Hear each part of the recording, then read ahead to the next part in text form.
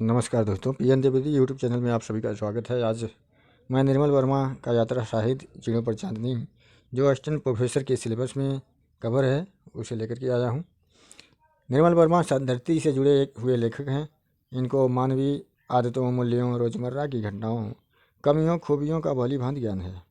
इस संदर्भ में निर्मल वर्मा जी ने अपनी डायरी में कहते हैं कि हमें समय के साथ अपने लगावों और वासनाओं को उसी तरह छोड़ते चलना चाहिए जैसे सांप अपनी केचुली छोड़ता है, और पेड़ अपने पत्तों फलों का बोझ। जहाँ पहले प्रेम की पीड़ा वास करती थी, वहाँ सिर्फ खाली गुफा होनी चाहिए, जिसे समय आने पर सन्यासी और जानवर दोनों छोड़कर चले जाते हैं। लेखक ने अनुसंधान परक, रोचक, तथ्यपूर्ण तथा जीवंतता के साथ चिड़ियों पर चांदनी यात्रा साहित्य का सृजन। इस यात्रा साहित्य में यूरोप के Iceland, Denmark, Ireland, Berlin, Copenhagen, Norway, France, Vienna तथा चेकोस्लोवाकिया जैसे स्थानों का तथा वहाँ के जनजीवन के आबोहवा को करीब से महसूस किया है। अपनी अद्भुत तर्क क्षमता से अपार लोकप्रियता हासिल करने वाले गोरखनाथ के अनुसार, पुस्तकों की बात दोहराना कहना है, अनुभव प्राप्त करना रहता है। इस अनुभव के बिना रहने की बिना कहना और पुस्तक ज्ञान व्यर्थ है। कहना सरल है, रहना कठिन है। रहने के बिना कहना व्यर्थ है। इसमें देखते हैं उत्तरी रोशनियों की ओर। इसमें व्यक्त तथा और एक उदास नगर, रोती हुई मर में ढका शहर, उत्तरी रोशनियों की ओर, सफ़ेद रातें और हवा। चिड़ियों पर चांदनी को देखते हैं तो लिदित से एक संस्मरण, वर्तराम का एक शाम, पेरिस एक स्टिल लाइव, वियना और चिड़ियों पर चांदनी। देहरी के पार देखते हैं तो इसमें लेक्सनेस एक इंटरव्यू, कारकाय और चाफेक समकालीन चेक साहित्य, और देहरी के भीतर चेलेव ये पत्र। इस तरह हम बिंदुवार इसमें देखते हैं, अध्ययन करते हैं। परिचय देखते हैं तो चिड़ियों पर चांदनी निर्मल वर्मा के संस्मरणों की पहली किताब है। इसका पहला संस्करण सन 1964 में भारतीय ज्ञानपीठ कलकत्ता से प्रकाशित हुआ। ये पूछा जा सकता है कि निर्मल वर्मा का यात्रा साहित्य चिड़ियों पर चांदनी का पहला संस्करण कहाँ से प्रकाशित हुआ था, तो भारतीय ज्ञानपीठ कलकत्ता से 1964 में। इन संस्मरणों में निर्मल वर्मा ने ही कि अपनी आँख से दुनिया को और दुनिया की आँखों से खुद को देखने, परखने, खोजने का प्रयास किया है। निर्मल वर्मा की यात्राएं जितनी बाहर की हैं, उतनी ही भीतर की भी। भूमिका में निर्मल जी ने लिखा है, महज सांस ले पाना, जीवित रहकर धरती के चेहरे को पहचान पाना, यह भी अपने में एक सुख है। इसे मैंने इन यात्राओं में सीखा है।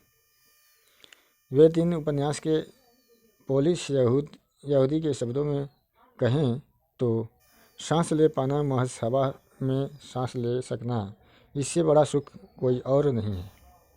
निर्मल वर्मा के लिए बर्लिन आने का सबसे बड़ा आकर्षण बर्तोल्ट ब्रेख्त और उनके नाटक हैं। उनकी एक पुरानी दबी साथी थी बर्लिन एनसेम्बल में ब्रेख्त का नाटक देखने की। बर्लिन छोड़कर जाते हुए निर्मल जी को क्रिस्टोफर इथरवुड के उपन्यास गुड बाय टू बर्लिन की याद आती है। यह युद्ध से पहले की रचना है, जबकि युद्ध के बाद बर्लिन बहुत कुछ बदल गया है। कोपेनहेगन के रेस्तरां, नाइट क्लब, रूलेट निर्मल जी की स्मृति में दोस्तोयेवस्की के हीरो को उभारते हैं।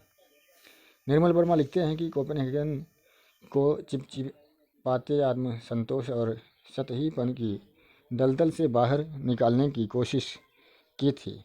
एक अन्य डेनिश ने, जिसे कोपेनहेगन के निवासी आखिरी तक सिरफिरा समझते रहे, नाम था उनका किरकेगाद, कल्पना नहीं की जा सकती कि कोपेनहेगन के अलावा किर्केगाड किसी और शहर में हो सकते थे, उसी तरह जैसे प्राग के बिना काफ्का की कल्पना करना कुछ अजीब सा लगता है।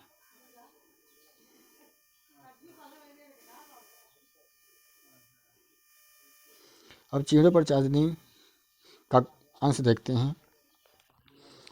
इन पहाड़ों के पीछे न जाने क्या होगा।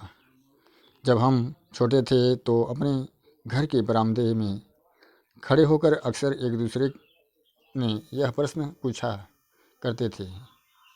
उन दिनों छुट्टी लेकर पहाड़ों पर जाने की ज़रूरत महसूस नहीं होती थी। वे हमेशा हमारे संग थे, हमारे खेलों में, हमारे सपनों में। टॉमस मान का मैजिक माउंटेन बहुत बाद में पढ़ा, किंतु जब पढ़ा तो लगा जैसे इसे बहुत पहले कहीं पढ़ा था। स्विट्ज़रलैंड की पहाड़ी चोटियाँ शिमले से अलग हैं। वहाँ कभी नहीं गए, उन्हें कभी नहीं देखा। वहाँ में चाकू की पैनी वार सा तीखापन था। टूरिस्टों का तांता अभी आरंभ नहीं हुआ था और जिस कमरे में मैं ठहरा था उसके अलावा होटल के सब कमरे खाली पड़े थे। पहाड़ों पर चांदनी का यह अद्भुत माया जाल मैंने पहली बार देखा था और एक अलौकिक विस्मय में मेरी आंखें अनायास मूंद गई थी। उस रात मुझे लगा था कि पहाड़ों में भी शाम की आंख जैसा एक अविस्मृत जादुई सम्मोहन होता है, एक भूतैला सा सौंदर्य। कालका और शिमला के बीच एक वीरान उपेक्षित स्टेशन है, सोलन। यहाँ स्थान को आपको देखना होगा। कालका, शिमला और सोलन, इन सब जगहों को आपको याद रखना होगा। अंग्रेज़ों के ज़माने की कुछ कोठी और बंगले यत्र तत्र मिल जाते हैं, खाली और उजाड़, जिनके आगे टूलेट की टूटी फूटी तख्तियाँ झूलती रहती हैं। वहाँ पहाड़ियाँ खामोश रहती हैं। शाम की उन्नीदी उदासी में केवल पहाड़ी चरवाहों का गीत स्तर हवा में उड़ता भटकता सुनाई जाता है। टुकड़ा है उठी हुई हथेली सा, मैं हर शाम घास की इस हरी हथेली पर बैठा हुआ इन खामोश पत्थरों को देखता हूँ, जो पत्थर नहीं हैं किंतु पत्थरों से अलहदा नहीं हैं।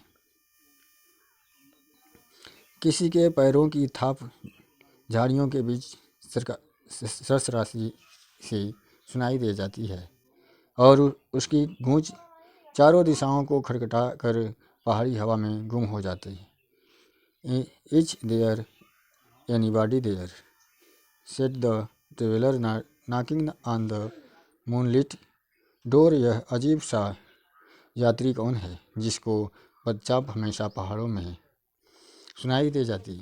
चांदनी, पहाड़ी हवा या मृत्यु? 9000 फीट की ऊंचाई पर नारकंडे का डाक बंगला एक नन्हे घोंसले सा पहाड़ की चोटी पर टिका है। नारकंडे की वह रात आज डलहौजी को सुनसान सड़कों पर भटकते हुए सहसा आँखों के सामने घूम जाती है। टापू पर पके गूलर गिरते हैं, टप टप पानी भागता है किसी अदृश्य निधि की खोज में। उर्मियाँ सतह पर उठती हैं, दौड़ती हैं, छोटे छोटे बूंदों सी झील के सांवले गालों पर झूलती हैं और फिर गुम हो जाती हैं। भीमताल मकान के पिछवाड़े पहाड़ी पर धूप धीरे धीरे नीचे उतरती है। धूप की सी धवल कोमल किरणों के शुभ्र आंचल में ओस में भीगी घास, पत्थर, जंगली फूल झिलमिलाते हैं। कुछ ही देर में ये किरणें हमारे मकान की लालटेन की छत को छू लेंगी और नीचे झील के पानी में उतर जाएंगी। पूरी रात होने से कुछ क्षण पूर्व झील के दो चेहरे हो जाते हैं, एक हंसता हुआ, दूसरा सोया सा पानी बट जाता है। आधा जल गहरा हरा, कहीं कहीं श्यामल आधा सफ़ेद, जैसे किसी ने चूने का चिट्ठा पानी में खोल दिया है। अंधेरा बढ़ते बढ़ते यह सफ़ेदी धीरे धीरे झील के श्यामल रात की घनी नीरवता में सब कुछ धीमे धीमे सिमट जाता है। लहरें शांत हो जाती हैं, आखिरी बस बाजार के आगे कोने में ठहर जाती हैं। दूर टापू में गूलरों के गिरने का स्वर सोते सोते भी सुनाई दे जाता है। टप टप टप। ये यात्रा साहित्य यहीं समाप्त होता है। आपको कैसा लगा इसे आप ज़रूर देखें। बहुत बहुत धन्यवाद।